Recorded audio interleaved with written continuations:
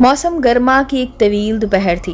आग उगलती ज़मीन और अंगारे बरसता सूरज लौ के गर्म थपेड़े बदन को झुलसाए देते थे।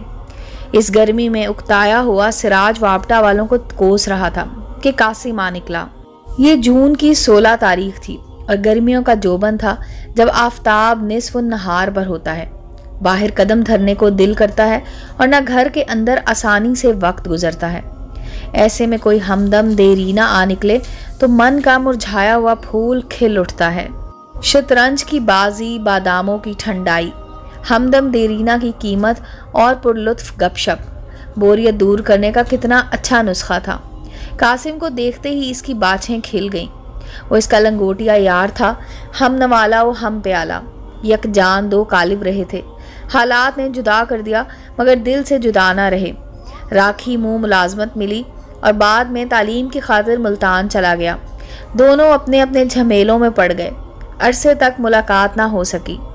एक दिन सिराज शहर गया तो एक दोस्त की ज़बानी सुना कि कासिम एक पहाड़न के इश्क में गिरफ्तार है और इस मर्ज ने उसको निकम्मा कर दिया है। हैरत हुई कि वो इस टाइप का आदमी ना था, मगर इश्क का जादू सर चढ़ कर बोलता है। महबूबा को हासिल करने को उसने सर धड़ की बाजी लगा दी। मुस्तकबिल का होश रहा ना हाल की परवाह। लड़की के बाप ने रिश्ता देने से इनकार कर दिया। कासिम सब जतन करके हार गया। इसी गम में वो दोशीज़ा भी सरसों का फूल हो गई। अब एक ही हल इस मसले का था कि दोनों घर से भाग कर शादी कर लें। आज कासिम इतने दिनों बाद मिला तो यही रुदात सुनाने बैठ गया। सिराज गौर से सुन रहा था। इस पर रहम भी आ रहा था कि मामूली सी चरवाहन की खातिर कितनी जिल्लत बर्दाश्त की इसके यार ने। मर्द वफादारी के चक्कर में ना पड़े तो भला रहता है। कासिम के लिए लड़कियों की कमी न थी, मगर वो जैतून के पीछे पागल हो गया था। बिलाशुबा दिल के रिश्ते मुश्किल से जुड़ते हैं और टूटते भी मुश्किल से हैं। इस रिश्ते को टूटने से बचाने की खातिर दोनों राखी मुंह से भाग आए थे और अब मारे मारे फिर रहे थे। पुलिस इनके ताकुब में थी और कहीं अमान न मिल पा रही थी। लड़की के वारिस कुल्हाड़ियां कंधों पर डाले उनको ढूंढते फिर रहे थे। इस हाल में कासिम जैतून को लेकर जिस दोस्त के पास गया उसने मुंह फेर लिया। भला कौन खुद पर परेशानियों के दर खोलना पसंद करता था। जो तवेले की बला बंदर के सर हो जाए तो हर तरफ से मायूस वो सिराज के पास आ गया। अब तुम ही अब हमें पनाह दो, वरना एक ही रास्ता रह जाता है कि हम दोनों चनाब में छलांग लगा दें। सिराज ने अपने खाली मकान की चाबी देकर कहा कि फ़िलहाल तुम वहाँ जाके रहो, मैं कुछ बंदोबस्त करता हूँ। खुदकुशी की ज़रूरत नहीं है। कासिम चाबी लेकर चला गया। आगे इकट्ठी 4 छुट्टियाँ आ गईं तो सिराज कासिम से मिलने चला गया कि देखूँ वो किस हाल में है। शाम को शहर पहुंचा और अगले दिन पुलिस ने दरवाज़ा बजा दिया। जाने उनको कैसे खबर हो गई कि उसने कासिम और जैतून को पनाह दी है। बड़े भाई पुलिस के महकमे में थे, लिहाजा सब इंस्पेक्टर ने मुरव्वत से काम लिया और सीधे सुबह गिरेबान पर हाथ नहीं डाला।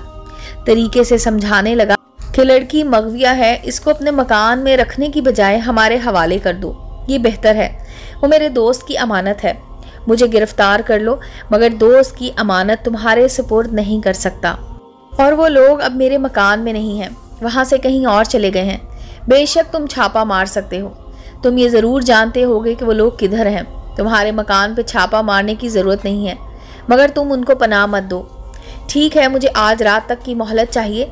इस शरीफ आदमी ने सिराज को मोहलत दी और कोई कार्रवाई न की।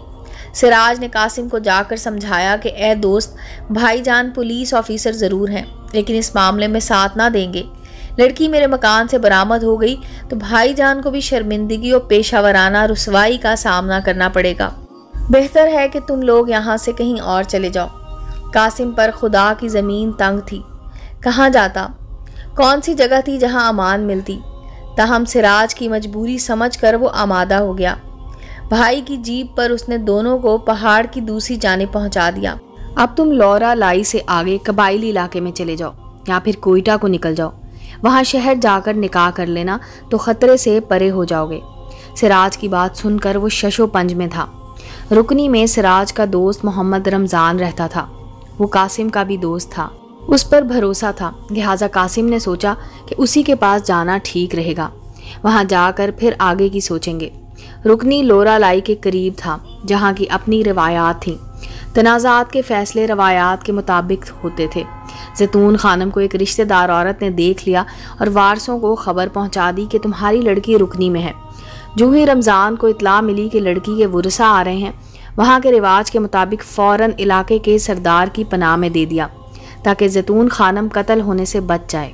خوش قسمتی سے خانم کو سردار نے امان دے دی، مگر اس کا فروخت کیا جانا لازمی قرار پایا کیونکہ وہ گھر سے فرار ہوئی تھی۔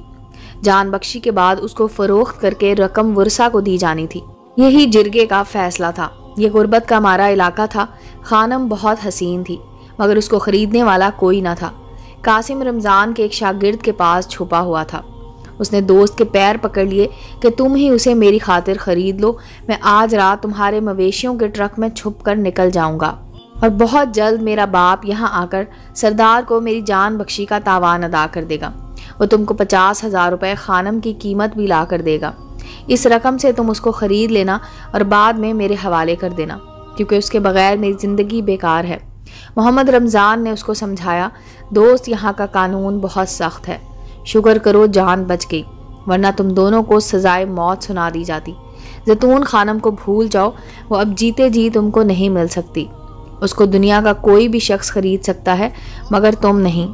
اس سے پہلے کہ تمہاری یہاں موجودگی کی مخبری ہو جائے تم یہاں سے جلد از جلد نکل جاؤ، ورنہ جان جائے گی۔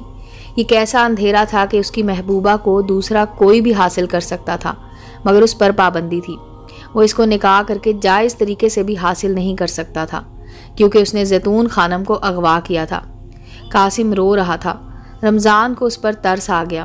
ٹھیک ہے، تم جلد از جلد رقم بھجواؤ، میں سردار سے درخواست کروں گا کہ وہ زیتون خانم کو 50,000 کے عوض میرے نکاح میں دے دے، میں بعد میں اس کو طلاق دے کر تمہارے حوالے کر دوں گا۔ وہ عذاب بیان نہیں ہو سکتے جو رقم حاصل کرنے کی خاطر قاسم اور اس کے باپ نے اپنی جان پر جھیلے۔ انہوں نے گھر بار، مال مویشی، سبھی کچھ کوڑیوں کے مول فروخت کر دیے۔ حسب وعدہ رقم محمد رمضان کو وقت پر دی گئی۔ چونکہ سردار کو یقین تھا کہ خانم کو بھگانے میں رمضان کا ہاتھ نہیں ہے، اس نے 50,000 کے عوض اس کو اس کے حوالے کر دیا تاکہ نکاح کر کے زیتون کو بیوی بنا لے۔ قاسم منتظر تھا جلد رمضان اس کی خانم کو لے کر ملتان آئے گا، تبھی سارے انتظامات مکمل کر لیے۔ اس کا ارادہ تھا کہ نکاح پڑھوا کر وہ خانم کو کراچی لے جائے گا، وہاں محنت مزدوری ملے گی اور ان کو زندہ رہنے کا حق بھی مل جائے گا۔ 4 ماہ گزر گئے۔ قاسم نے سوچا حالات موافق نہ ہوں گے، غالباً اس کا دوست مزید احتیاط سے کام لے رہا ہے، تبھی خانم کو نہیں لا سکا۔ قاسم پر یہ انتظار قیامت تھا۔ وہ ملتان میں سراج کے پاس ٹھہرا ہوا تھا جو روز و شب اس کو تسلیاں دیتا تھا، کیونکہ رمضان پر کامل بھروسہ تھا کہ دھوکہ نہ کرے گا۔ جب 5 ماہ گزر گئے اور رمضان کی طرف سے کوئی پیغام نہ ملا، یہ لوگ واقعی پریشان ہو گئے۔ ان دنوں فون کی سہولت موجود نہ تھی اور نہ قاسم رکنی جا سکتا تھا۔ اس نے منت سماجت کی کہ کچھ کرو۔ سراج اسی روز سخی سرور روانہ ہو گیا جہاں رمضان کا اصل گھر تھا۔ اتفاق کے رمضان کے بھائی سے ملنے سخی سرور آ گیا۔ نیا صاف ستھرا لباس زیب تن تھا، چہرے پر مسکراہٹ، بہت اخلاق سے ملا۔ کہنے لگا، میں تمہارے یہاں آنے کا مقصد سمجھ چکا ہوں، لیکن حقیقت یہ ہے کہ میں نے سچ مچ زیتون خانم کو بیوی بنا لیا ہے، کیونکہ وہ بہت خوبصورت ہے اور دوستی کا پاس۔ وہ زیتون کو پا کر بہت خوش تھا، جو کالی ہو کر بکی تھی، جبکہ ایسی عورت سے تو خریدنے والے بھی نفرت کرتے ہیں، باندی بنا کر رکھتے ہیں۔ سراج حیرت سے اس کی صورت تک رہا تھا۔ اس کو قاسم کا دکھ کھا رہا تھا۔ یہ تم نے دوستی کا حق ادا کیا ہے، مجھے تم سے ایسی امید نہ تھی۔ چھوڑو یار، جو ہونا تھا قدرت سے ہوا، اب اس پر مجھ کو لعنت ملامت نہ کرو۔ 50,000 کی رقم بھائی سے لی ہے، یہ تم میرے یار کو لوٹا دینا اور میری طرف سے کہہ دینا کہ بیوی بنا کر طلاق دینا بری بات ہے۔ میں قبائلی ضرور ہوں مگر ایک ٹیچر بھی ہوں اور میں نے کتابوں میں یہی پڑھا ہے۔ اس کی بات سن کر سراج لاجواب ہو گیا اور افسردہ دلی سے لوٹ آیا۔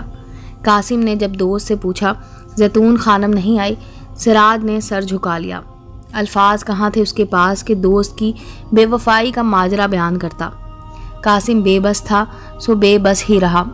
وہ سخی سرور سے آگے نہیں جا سکتا تھا، ورنہ خانم کے وارثوں پر اس کا قتل واجب ہو جاتا۔ قبیلے کی نظروں میں رمضان مجرم نہ تھا، اس نے علاقے کے قانون کی خلاف ورزی نہ کی تھی، بلکہ ایک کالی کو خرید کر اس سے نکاح کیا تھا اور یہ کوئی جرم نہ تھا۔ آج بھی قاسم تباہ حال، جبکہ رمضان خانم کے ساتھ مزے سے زندگی گزار رہا ہے۔ زیتون خانم کا حال اللہ جانے کہ وہ خوش ہے یا راتوں کو چھپ چھپ کر روتی اور ٹھنڈی آہیں بھرتی ہے۔ اس کا احوال قاسم تک پہنچانے والا کوئی نہیں ہے۔ امید ہے دوستو سٹوری اچھی لگی ہوگی۔ چینل کو لائک اور سبسکرائب کریں اور بیل آئیکن کا بٹن دبانا مت بھولیں تاکہ ہر نئے آنے والی سٹوری کا نوٹیفیکیشن آپ کو مل سکے۔ ملتے ہیں اگلی سٹوری کے ساتھ۔